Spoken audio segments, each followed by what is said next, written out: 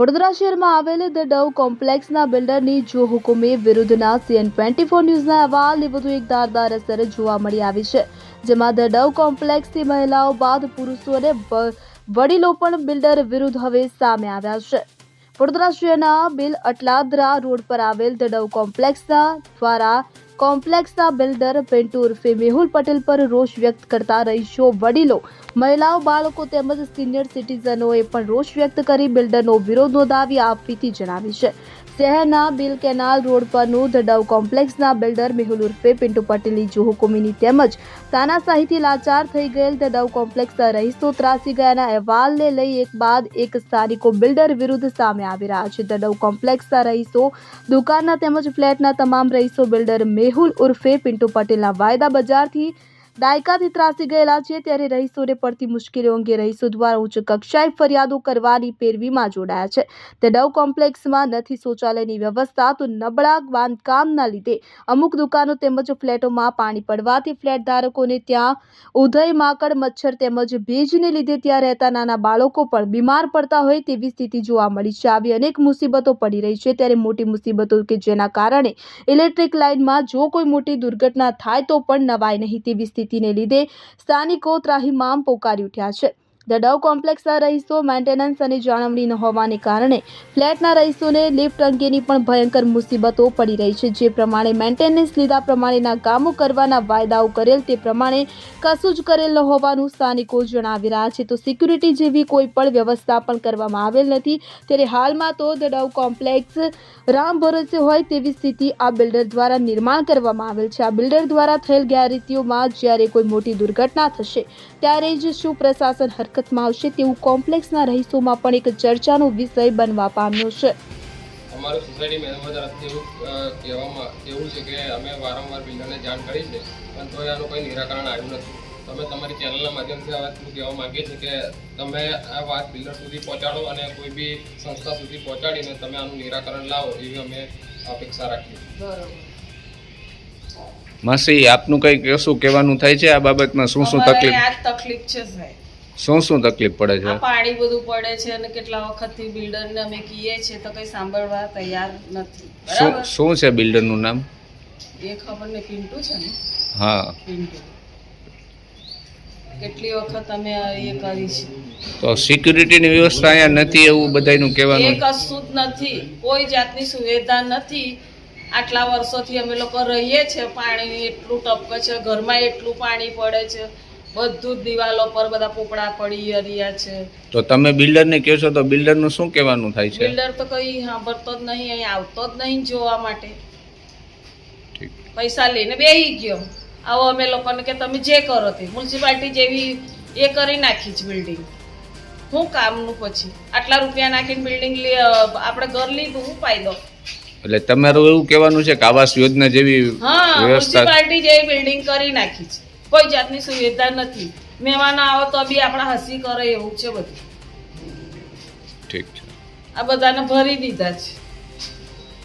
मेरा नाम उमेश है और पिछले 8 साल से मैं इस the Dove complex B tower में रह रहा हूँ और पिछले जो 8 साल से मैं ये महसूस कर रहा हूँ कि यहाँ पर बहुत से ज़्यादा फ्लैट खाली पड़े हैं और उनको बिल्डर की तरफ से सेल करने की कोशिश नहीं की गई है।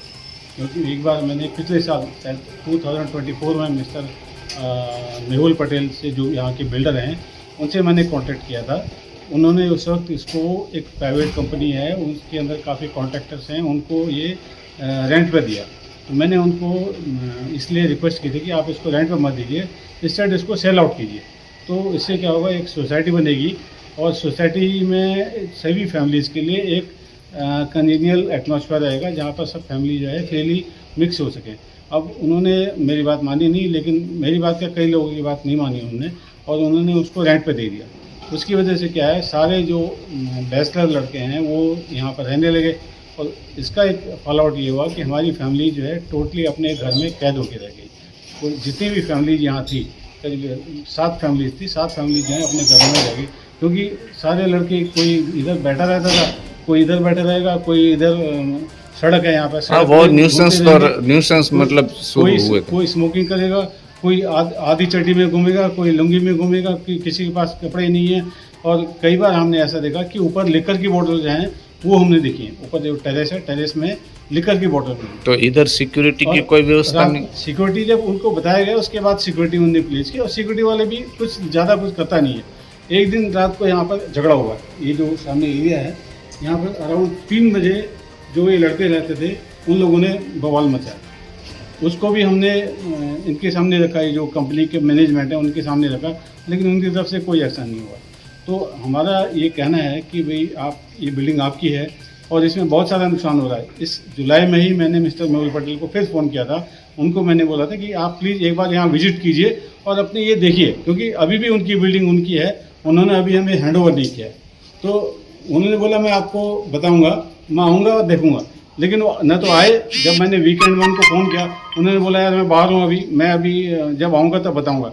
लेकिन एक जुलाई गया, अगस्त गया, ये सितंबर का आधा तो महीना आप चला। 8 साल से रह रहे हो, तो 8 साल में ये सोसाइटी बिल्डर ने हैंड ओवर नहीं की अभी? बिल्डर ने अभी तक हैंड ओवर नहीं की है, और मुझे पता नहीं कि उनका प्लानिंग क्या है। लेकिन बिल्डिंग की जिस तरह से हालत हो रही है, मैं तो अभी काफी मेंटेनेंस चिंतित हूँ। वगैरह मेंटेन कौन कर रहा है अभी? मेंटेनेंस क्या है सर, हम लोग मिल के जितने भी फैमिली वाले थे पहले इसको मेंटेन करते थे, और जहाँ से भी, जैसे भी आप देख रहे हैं ये लीकेज हो रहा है, ये लीकेज हो रहा है, हम इसको बंद करवाते थे अपने एक्सपेंस पे।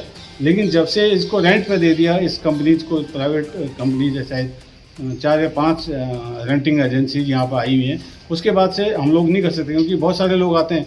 और कई बार ऐसा हुआ कि किराया जब का टाइम आता है वो बोलते कि भी नहीं ये कमरा तो खाली था, वो देते ही नहीं उसका।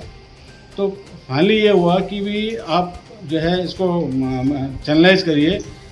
तो ये हमने- पानी के हिसाब से मतलब सोसाइटी में फ्लैट्स में भी कोई इलेक्ट्रिसिटी वगैरह कुछ प्रॉब्लम्स फ्लैट्स तो की रहते तो हो? हालत बहुत ख़राब है। आप देखिए अंदर जो खाली पड़े फ्लैट्स हैं, वो एक सिक्योरिटी थ्रेट भी है हमारे लिए। हमारी जो फैमिली रह रही है वो हमारे लिए एक सिक्योरिटी थ्रेट है, क्योंकि कोई भी अब हर वक्त कोई बाहर घूमेगा नहीं। यहाँ पे सिक्योरिटी वाला भी कोई नहीं है, कोई भी जा सकता है, कोई भी न्यूसेंस कर सकता है वहाँ पर। किसी का हो सकता है कोई बाहर से अननोन आदमी आ जाए और वहाँ पर कुछ कर दे, तो हमें क्या पता चलने वाला है। और लिकर का तो ये एक कॉमन इशू है कि लोग, बाहर के लोग भी कई बार हमने देखे वहाँ पे कि वो लिकर पे नहीं जाते हैं। अब रेंट पे जो कंपनी आ रही है उनको हमने कई बार बोला कि आप हमें बताइए कि कौन कौन यहाँ रह रहे हैं, लेकिन कोई आज तक बताता नहीं है। तो अभी कितनी बार इनको सिक्योरिटी की फोर्स कोई व्यवस्था नहीं है? कोई व्यवस्था नहीं है, कोई भी आ रहा है, कोई भी जा रहा है। इसमें कई बार- आपने कंप्लेंट्स की कई भी जगह कई इसके बार ये रिगार्डिंग? जो एजेंसीज हैं उन्हीं को हम बोलते हैं, लेकिन वो लोग जो हैं कुछ ध्यान नहीं देते हमारी कंप्लेंट पे। एक किस्म से एक कान से सुन के दूसरे कान से निकाल देते हैं।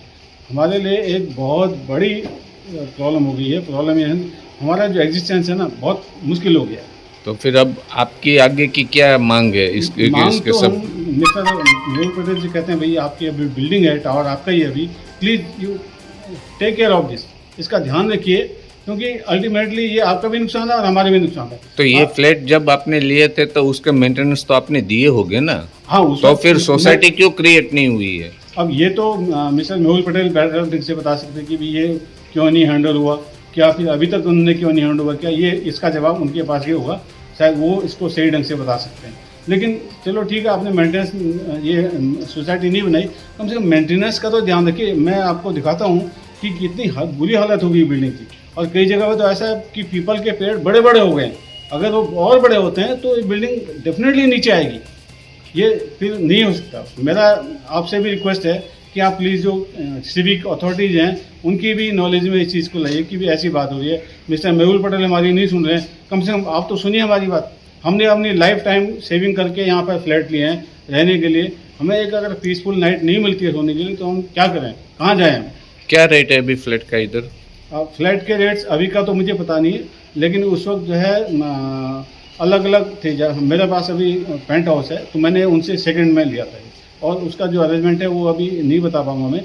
लेकिन ये 25 या 30 लाख रुपए की कीमत होगी फ्लैट की? डेफिनेटली ज़्यादा ही होगी, क्योंकि ये कोर एरिया में आती है। आप देख रहे हो ये क्रॉसिंग है, काफ़ी डेवलपमेंट हो रहा है। तो अगर बिल्डर चाहें तो इनको अच्छी तरह से सेल आउट कर सकते हैं। ठीक। महेंद्र भाई, क्या रहो છો આપ? નવું કેનલ બિલ કેનલ રોડ 201 તો શું તકલીફ છે કાકા તમને? અમારે ત્યાં લિફ્ટની ઘણી તકલીફ છે। 4 વાર અમે રિપેર કરાવી છે, લગભગ 50-60 હજાર રૂપિયા નાખી ગયા। અને આ પેનલમાં શોર્ટ સર્કિટ થાય, પોતાનો લીકેજ થાય, પાઇપો એ બધું કમ્પ્લીટ થાય અને એની ફરિયાદ ઘણીવાર વારંવાર કરી પણ આજ સુધી એનો કોઈ નિર્ણય આવ્યો નથી. સિક્યુરિટી બી નથી અહીંયા. અચ્છા, તો લિફ્ટ બંધ થઈ જતી હશે તો ત્યારે આપની ઉંમર કેવડી છે કાકા? મારી ઉંમર 75 વર્ષની છે. આવવા જવાની ઘણી તકલીફ પડે છે. અચ્છા, તો હવે આપની શું માંગ છે? અમારે આ બધું વ્યવસ્થિત અને પદ્ધતિથી ચાલે એ રીતના કરી આપવા. શું નામ આપનું? જયેશ. જયેશભાઈ, શું તકલીફ છે આપને અને કઈ જગ્યાએ આપ રહો છો? હું ડવમાં રહું છું, B204માં, બિલ કેનલ રોડ પાસે. અહીંયા બહુ ઘણા બધા પ્રોબ્લેમ છે પાણીના લગતા.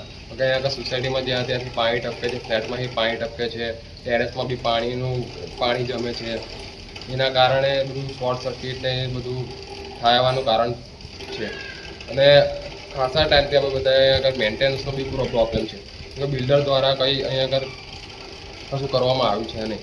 કે કોઈ મેનેજમેન્ટ છે નહીં. એના એટલામાં સોસાયટી મેન્ટેન કરવાનું પણ બહુ પ્રોબ્લેમ થાય છે. અને પાણીનું લીકેજ શોર્ટ સર્કિટ અહીંયા બધા લીલ બિલ થાય છે તો ગાડી લઈને કોઈ પડી બી જાય છે. આવા બધા પ્રોબ્લેમ થાય છે. અને અમે બધા સોસાયટીવાળાએ ભેગા થઈને જાણ કરી હતી કે આવું બધું છે પણ હજુ કોઈ થયું મતલબમાં કાર્યવાહી થઈ નથી. તો આ અંગે આપ આગળની કોઈ શું કાર્યવાહી ઈચ્છો છો? અમે તો એવું કહેવા માગીએ છીએ કે આ ફ્લેટનું જે પણ કરાવો તે સારું કંઈક બિલ્ડર કરે ને કદાચ ના કરે તમે બી સોસાયટીવાળા જે ભેગા થઈને જે કંઈક કરીશું એ બધા ભેગા થઈને કરીશું. Bureau report CN24 news. હવે જુઓ દેશ દુનિયાની તમામ ખબરો તમારી આંગળીના ટેરવે. ઉઠાવો મોબાઈલ અને Google Play Store પરથી ડાઉનલોડ કરો અમારી CN24 ન્યૂઝ મોબાઈલ એપ.